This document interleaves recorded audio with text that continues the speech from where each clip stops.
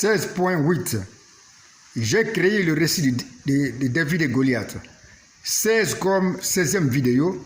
8 comme partie 8 de la vidéo. J'ai créé le récit de David et Goliath. Le signe de l'unité qui est l'auteur de la Bible, qui a créé le récit de David et Goliath, continue à faire la dictée. Je répète ce que j'ai dit.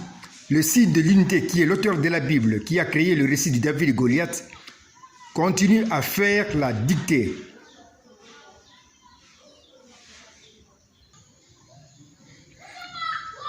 Je te répète ce que je t'ai dit avant. Je t'ai enseigné la première loi de mouvement d'un personnage biblique qui retourne. Je répète ceci. Je t'ai enseigné la première loi de mouvement d'un personnage biblique qui retourne. Les personnages bibliques qui retournent changent de rôle et de temps, et changent aussi les rôles de tous les éléments qui sont dans le même tableau du récit biblique. Les personnages bibliques qui retournent changent de rôle et de temps, et changent aussi les rôles de tous les éléments qui sont dans le même tableau du récit biblique.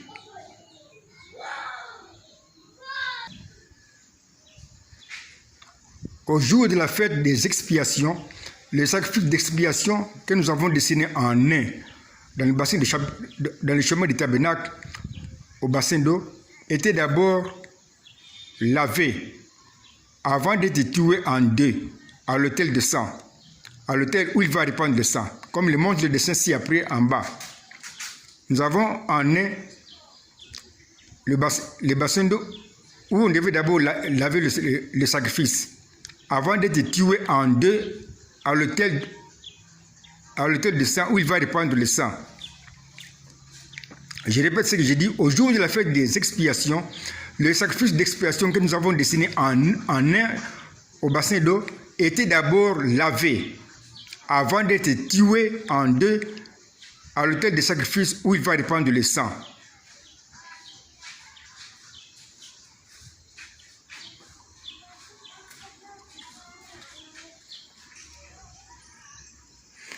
Puis le souverain sacrificateur a entré avec le sang du sacrifice dans le lieu très saint, comme le montre le dessin ci-après.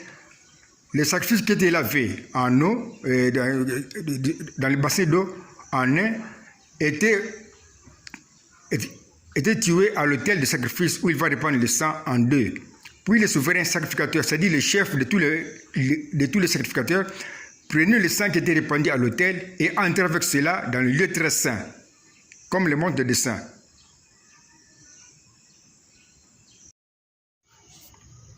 C'était une prophétie sous forme d'image qui annonçait ceci en 1, 2 et 3 dans le chemin du tabernacle.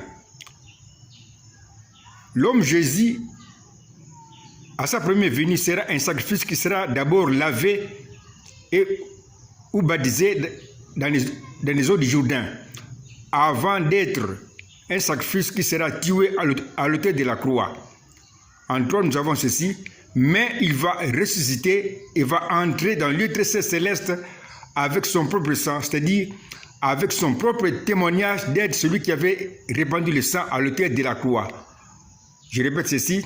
C'était une prophétie sous forme d'image qui annonçait ceci en 1, 2 et 3 dans le chemin du tabernacle que nous avons dessiné ci-après. En 1, nous avons ceci. L'homme Jésus, à sa première venue, sera un sacrifice qui sera d'abord lavé dans les eaux du Jourdain. Puis en 2, nous avons ceci, avant de mourir à l'autel de la croix comme un sacrifice d'expiation. Puis en 3, nous avons ceci, mais il va ressusciter et va entrer dans le lieu très saint céleste comme souverain sacrificateur, avec son propre sang, avec son propre témoignage d'être celui qui avait répandu le sang à l'autel de la croix. La suite dans 16.9, j'ai créé le récit de David et Goliath. 16 comme 16e vidéo, 9 comme partie 9 de la vidéo, j'ai créé le récit de David et Goliath.